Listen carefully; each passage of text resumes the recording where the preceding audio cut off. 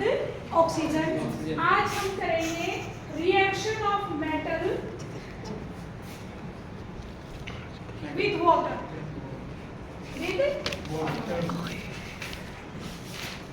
कुछ हमारी हमने पढ़ा था कि बहुत सारी मेटल हमारी ऐसी हैं जो बहुत ही रिएक्टिव है। They react vigorously with oxygen and water. तो हम बात करें जैसे कि हमारी मेटल है एल्कली मेटल सोडियम, ठीक है। सोडियम मेटल को जब हम वाटर में डिसॉल्व करते हैं, वाटर में डालते हैं, तो हमारा बन जाता है NaOH plus hydrogen gas plus heat energy.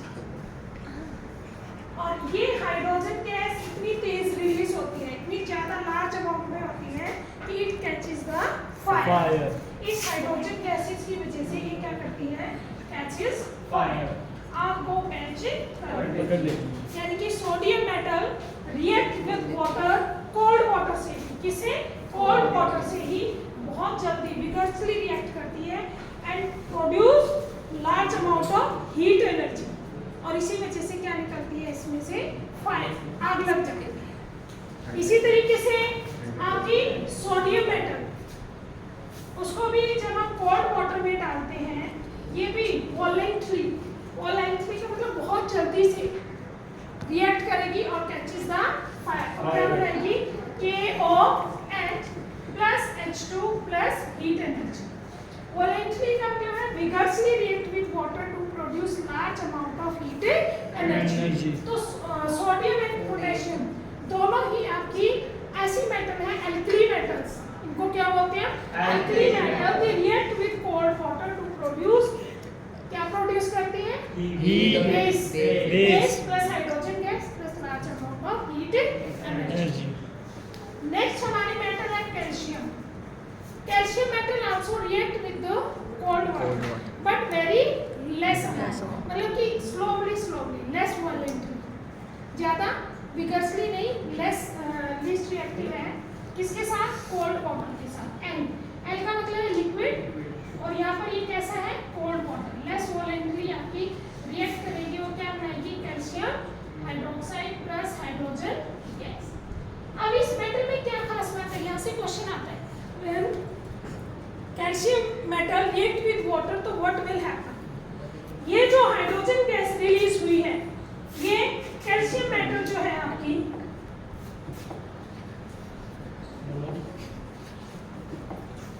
जो कैल्शियम मेटल है, उसके सरफेस के ऊपर हाइड्रोजन गैस के बबल स्टिक हो जाते हैं, H2 गैस के बबल, और जिसकी वजह से ये वाटर के ऊपर क्या करती है, फ्लो। वाटर के ऊपर क्या करेगी, फ्लो। ये बहुत इंटरेस्टिंग क्वेश्चन है कि what will happen when calcium metal react with water. तो जब कैल्शियम मेटल वाटर से रिएक्ट करेगी तो हाइड्रोजन गैस प्रोड्यूस होगी, और ये हाइड्रोजन गैस के जो बबल्स हैं stick with the surface of calcium metal and it start to float on the water. इसकी वजह से इसकी डेंसिटी क्या है, कम हो जाएगी और ये वाटर पर फ्लोट करती है। Magnesium metal also react with water but it react with hot water. इससे रिएक्ट करेगी हॉट वाटर से, H2 से, कोल्ड से नहीं करती। सेम यहाँ पर क्या बनेगा, magnesium hydroxide plus hydrogen gas. ये मेटल भी आपकी फ्लोट करती है बिकॉज जो हाइड्रोजन गैस के बबल्स हैं they also stick on the surface of magnesium metal, ठीक है, जिसकी वजह से ये भी क्या करेगी, float on water, float on. पर दोनों में डिफरेंस क्या है, calcium metal react with cold water and magnesium metal react with hot water. Clear है। नेक्स्ट जो आपकी है, एल्यूमिनियम है, आयरन है और जिंक, ये आपकी लेस रिएक्टिव मेटल है। क्या है, less reactive metal. They react with steam, they react with steam, steam के साथ रिएक्ट करती है, यानी कि भाप, समझ रहे हो। एक कोल्ड वाटर होता है, एक हॉट वाटर होता है, क्या होता है, स्टीम, बॉइलिंग वाटर, जिसमें उसकी भाप बन जाए। तो आपको पता है स्टीम की काइनेटिक एनर्जी क्या होती है, बहुत ज्यादा। तो एल्यूमिनियम प्लस H2O, स्टीम के लिए यहाँ पर G लिखा होगा, जी का मतलब वाटर किसकी फॉर्म है, गैसेस फॉर्म। तो ये क्या बनेगा, Al2O3 प्लस हाइड्रोजन गैस। क्या बनेगा, ये एल्यूमिनियम ऑक्साइड। क्या बनेगा, एल्यूमिनियम ऑक्साइड। और हमने कल पढ़ा था एल्यूमिनियम ऑक्साइड कैसे होते हैं नेचर में, एम्फोटैन। कैसे होते हैं, एम्फोटैन। इसी तरीके से आयरन है Fe, ये भी H2O स्टीम के साथ रिएक्ट करता है और क्या बनेगा, Fe3O4 ferric oxide plus hydrogen gas.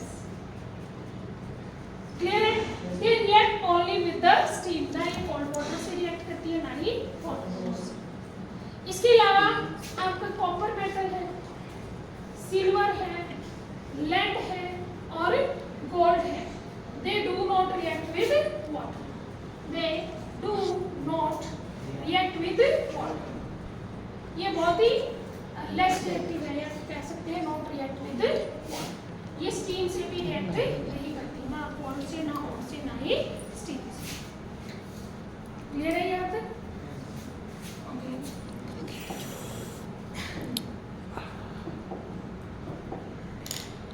Next हमारा जो टॉपिक है, reaction of metal with acid.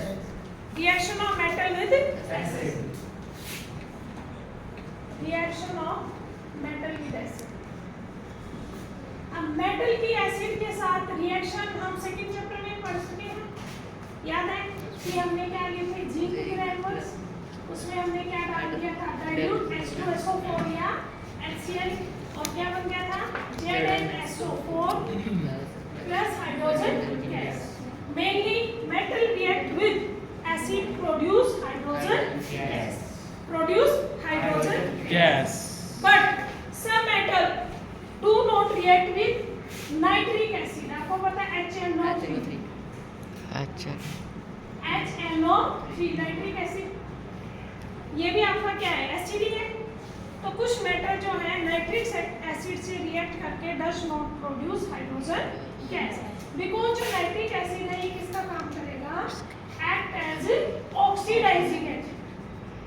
Oxidising agent, तो ऑक्सीडाइजिंग एजेंट क्या होता है, जो दूसरों को रिड्यूस करे। तो ये H2 को, हाइड्रोजन गैस को किसमें बदल देगा, वाटर। किसमें बदल देगा, वाटर में, और खुद क्या हो जाएगा, ऑक्सीडाइज, यानी कि N2O या NO या NO2 गैस आपकी रिलीज हो। ये वेरी वेरी इंपॉर्टेंट है कि सब metal react with dilute HNO3 or concentrated HNO3, they does not produce hydrogen gas because HNO3 act as a oxidizing agent। तो ये क्या करेगा, वाटर को H2 को एज अ वाटर प्रोड्यूस करेगा, इसको क्या कर देगा, ऑक्सीडाइज। ठीक है, ऑक्सीडाइजिंग एजेंट का काम करेगा, और किस फॉर्म में निकलेगी, Na2O, NO2 या NO2। क्लियर है, ये थी reaction of metal with acid. Next आपका है reaction of metal, displacement reaction पढ़ी थी हमने, reaction of metal with salt solution of other metal, salt solution of other metal, जिसको हमने पढ़ा है फर्स्ट चैप्टर में, डिस्प्लेसमेंट रिएक्शन। जैसे जिंक हमने किस में डाल दी, कॉपर सल्फेट, तो क्या बन जाएगा, zinc sulphate, zinc sulphate plus copper. तो ये रिएक्शन क्यों पॉसिबल हुई, because zinc is Zinc more reactive than copper. इसी तरीके से मान लो हमने आयरन डाल दिया plus copper copper sulphate, sulphate तो अभी आपका क्या बन जाएगा, iron sulphate plus copper. Lead metal हम डाल सकते हैं, Pb plus copper chloride solution में डाल दो, तो क्या बनेगा, PbCl2 प्लस सी। तो यहाँ से हम कह सकते हैं zinc is more reactive than iron, iron is more reactive than lead, और lead is more reactive than copper. तो हमारे पास जो ये ऑर्डर आता है ना, इसी को हम बोलते हैं रिएक्टिविटी सीरीज। इसी ऑर्डर को हम क्या बोलेंगे, रिएक्टिविटी सीरीज, जो कंपेयर करे कि कौन सी मेटल दूसरी मेटल से ज्यादा रिएक्टिव है, उसको हम क्या बोलेंगे, रिएक्टिविटी सीरीज। तो आपका नेक्स्ट टॉपिक है reactivity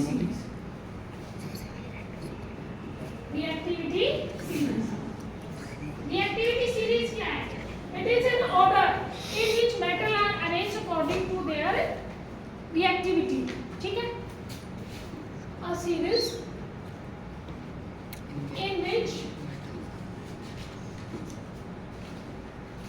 metals are arranged according to their reactivity order।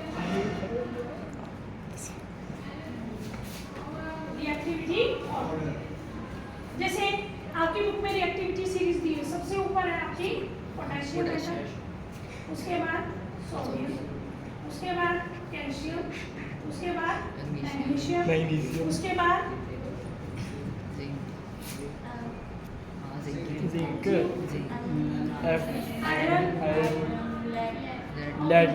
Lead को कैल्शियम, मैग्नीशियम, एल्यूमिनियम भी रहेगा बीच में, aluminium, zinc, iron sulphur. Next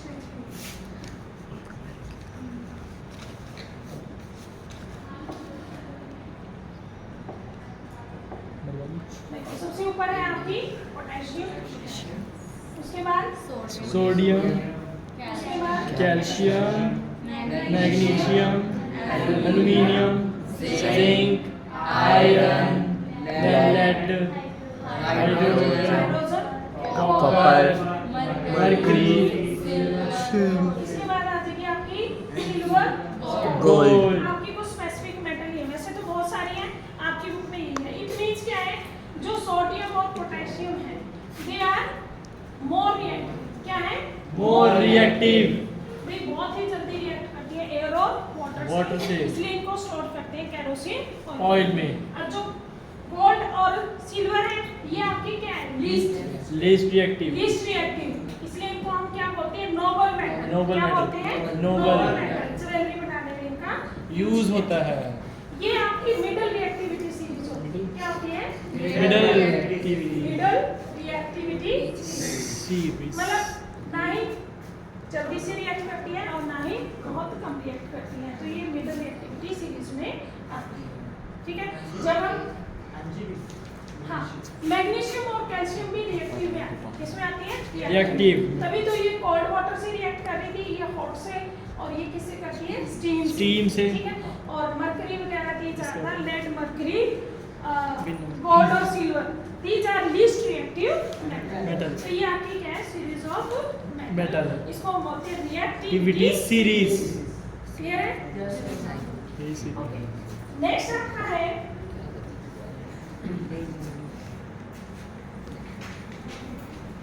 how metal and non-metal react to each other. How metal and Non-metal react to each other. How metal and non-metal, ये बहुत important है ये आपका, react to each other. React to each other.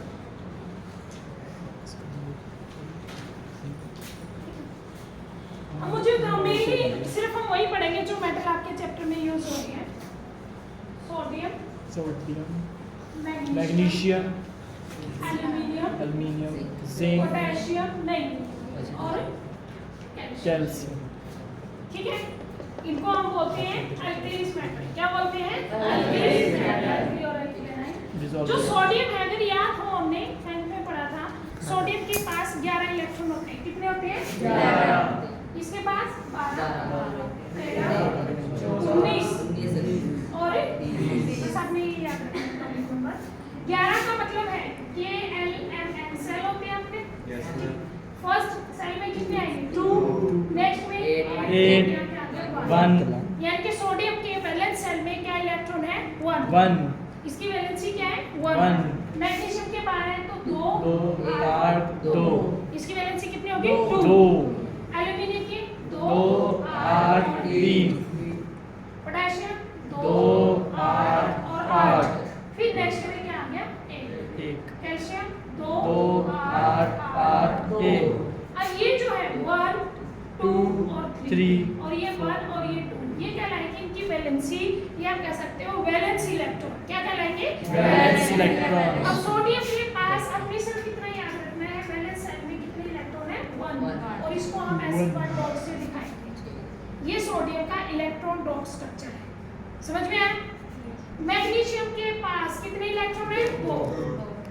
ये इसका electron dot structure होगा। Clear है? Aluminium के पास कितने भी? 3 तो एल्यूमिनियम का इलेक्ट्रॉन डॉट स्ट्रक्चर। क्लियर है? उसी तरीके से पोटेशियम के पास 1 है तो 1 और कैल्शियम के पास कितना आ जाएगा? 2 यहाँ तो कोई दिक्कत। ये थी आपकी मेटल। क्या थी? मेटल। ये याद रखिए आप, सिर्फ यही आएगी आपके एग्जाम में। यहाँ तक कोई दिक्कत? जो बैलेंस इलेक्ट्रॉन है उसमें ही हमने क्या लगा दिए? डॉट। क्या लगा दिए? डॉट। अब नेक्स्ट देखो, हम बात करेंगे नॉन मेटल। नॉन मेटल है आपकी मेनली जो है nitrogen, oxygen, fluorine, phosphorus, sulphur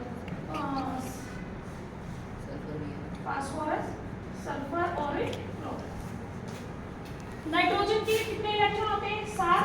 7 oxygen के 8 9 9 15 16 17 के एलिमेंट्स हैं मेरे को के M N या 7 है तो 2 और 5।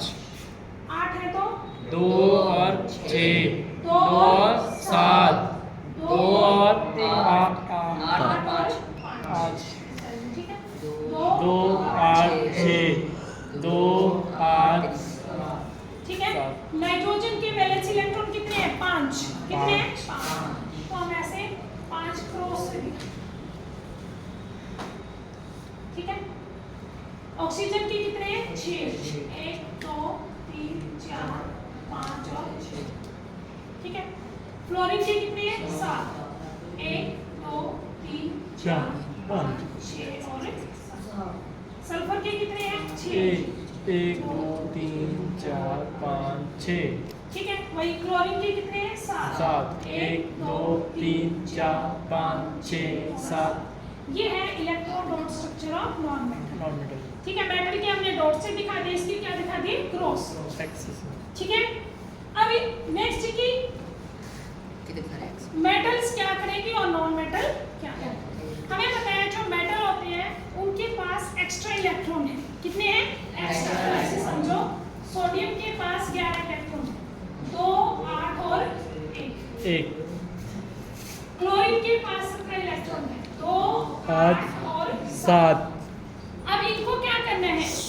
नोबल गैस कॉन्फ़िगरेशन करनी है, यानी कि अपना ऑक्टेट कंप्लीट करना है। अगर ये एक इलेक्ट्रॉन इसको दे दें तो उसके पूरे हो जाएंगे। तो इसके पास कितने बचेंगे?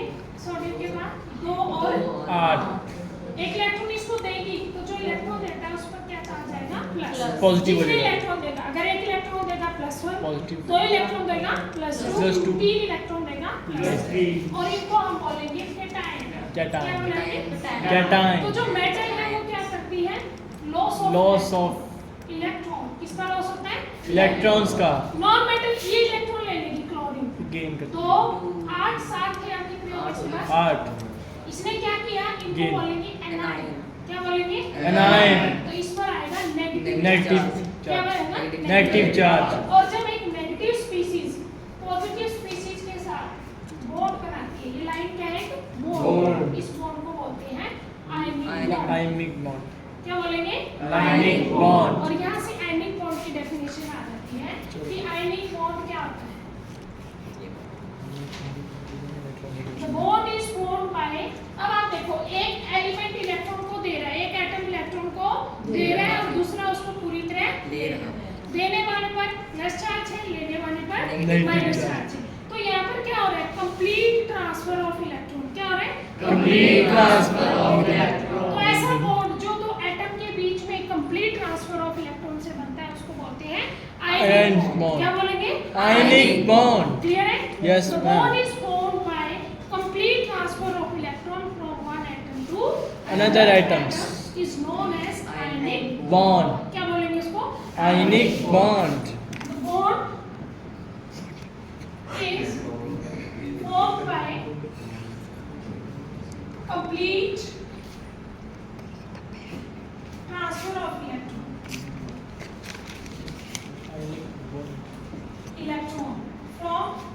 one atom to another atom. ठीक है, एक एटम क्या होगा इसमें? मेटल। मेटल। देने वाला कौन सा होगा? मेटल, जिसको हम क्या बोलेंगे? कैटायन। और क्या होगा उस पर? प्लस। लेने वाला कौन सा होगा? नॉन मेटल, उसको हम क्या बोलेंगे? एनायन। और कौन सा चार्ज होगा उस पर? Negative charge. ये इलेक्ट्रॉन को क्या करेगा? लूज। लूज ये क्या करेगा? गेन। किसको? इलेक्ट्रॉन्स को। ठीक है, यस मैम। नेक्स्ट देखो, जैसे मान लो सोडियम है, इसके पास कितने इलेक्ट्रॉन है अभी?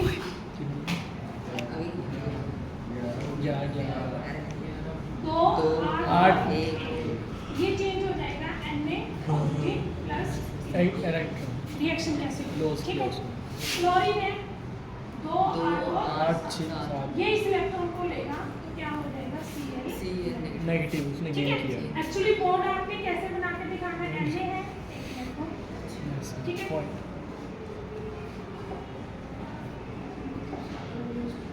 ये क्लोरीन है, इसके पास क्या है? 7। ठीक है, अब क्या होगा? इसने एक इलेक्ट्रॉन अपना इधर इसको दे दिया, तो Na के पास तो कुछ भी नहीं बचा, खाली हो सिर्फ क्या आ गया? एक प्लस। Plus positive. इसके पास देखो 7 इसके खुद के थे, पहले खुद के लगाओ और एक ये डॉट वाला लगा दो और इस पर क्या आ गया? माइनस। Negative charge. तो क्या बन गया? NaCl। बोलते हैं वैसे नहीं आयनिक बॉन्ड का गेन जो मैंने इसको आयनिक बॉन्ड NaCl का structure, electron dot structure of sodium chloride. Chloride. Clear है?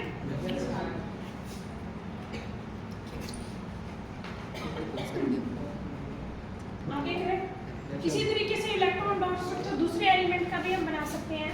जैसे कि हमें बनाना हो, आपके एग्जाम में आएगा कि मान लो मैग्नीशियम ऑक्साइड का इलेक्ट्रॉन डॉट स्ट्रक्चर बना, ठीक है। मैग्नीशियम के पास वैलेंस शेल में कितने इलेक्ट्रॉन है? 12 थे, 2 8 और 2 ये आपने याद रखना, ऐसे लिखना, क्लियर। ऑक्सीजन के पास कितने होते हैं? 6। 1 2 3 4 5 6। सिमेट्री होनी चाहिए तीनों साइड में, ठीक है। आप ऐसे दिखा दो कि ये अपने दोनों इलेक्ट्रॉन ऐसे इसको देता है। दे रहे हैं। तो क्या मैग्नीशियम के पास कुछ बचा? खसी हो गया। इसके ऊपर लिख दो प्लस। प्लस ध्यान रखो ब्रैकेट में करके क्या लिख दिया? +2 चार्ज। अब ऑक्सीजन के पास कितना होगा? 5। 6 इसके खुद के हैं और 2 ये आ गया तो -2 2 नेगेटिव बन गया। Yes ma'am. अब क्या बना? Mg। ओ क्या बन गया? MgO। क्लियर? सेम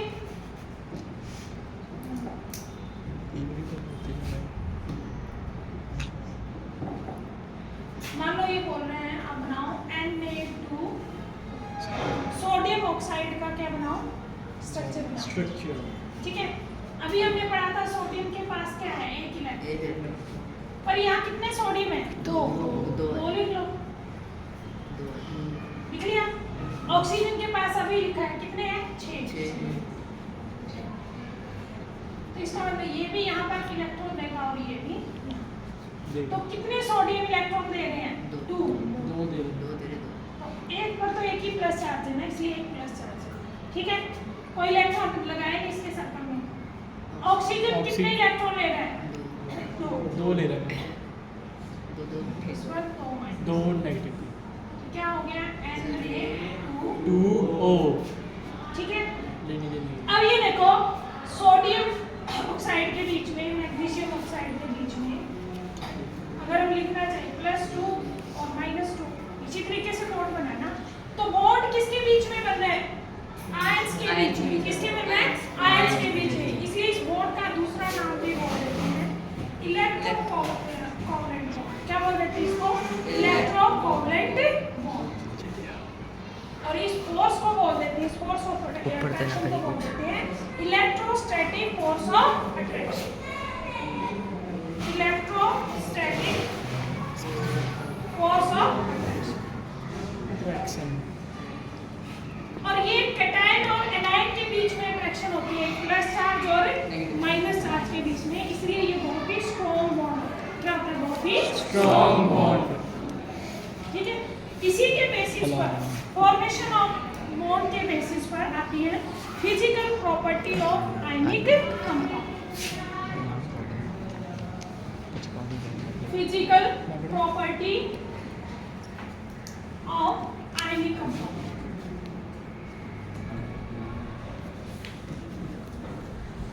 फर्स्ट क्या है, मेनली जो आयनिक कंपाउंड होते हैं they are solid in nature. क्या होंगे? सॉलिड, या कह सकते हो रिजिड, हार्ड होते हैं। जैसे कि NaCl, नमक सबने देखा होगा, हार्ड होता है, जैसे रॉक साल्ट की फॉर्म में होता है ना। तो जो आयनिक कंपाउंड है they are solid in nature, और कह सकते हैं रिजिड होते हैं because they have a strong electrostatic force of attraction between cation and anion, cation और एनायन। अब दूसरा क्या है, इनका जो क्या होगा, high melting and boiling, melting and boiling. Boiling. भाई सॉलिड स्टेट में हो गए तो इनका क्या होगा, हाई मेल्टिंग एंड बॉइलिंग, क्योंकि इनके बीच में जो बॉन्ड है इलेक्ट्रोस्टैटिक फोर्स ऑफ अट्रैक्शन वो क्या है, स्ट्रॉन्ग, और उस स्ट्रॉन्ग बॉन्ड को तोड़ने के लिए हमें क्या चाहिए, Large amount of high energy, या कह सकते हो large amount of energy required to break strong bond between ions. ठीक है, स्ट्रॉन्ग बॉन्ड किसके बीच में होता है, आयंस। ions के बीच क्लियर? में. Yes. तीसरा क्या है, आपने अगर नमक ड्राई है उसके अंदर से इलेक्ट्रिसिटी पास है नहीं होगी. बट उसी नमक के अंदर आप थोड़ा सा क्या ऐड कर दो, Water. जैसे कि NaCl, तो ये क्या बन जाता है, good conductor. Good conductor of electricity. Good conductor of Electricity. Electricity. तो इस स्टेट को बोलते हैं, इसकी मोल्टन स्टेट। क्या बोलेंगे, मोल्टन स्टेट, यानी कि पिघली हुई अवस्था। तो ionic compound are good conductor of electricity in molten state and bad conductor of electricity in solid state. ऐसा क्यों?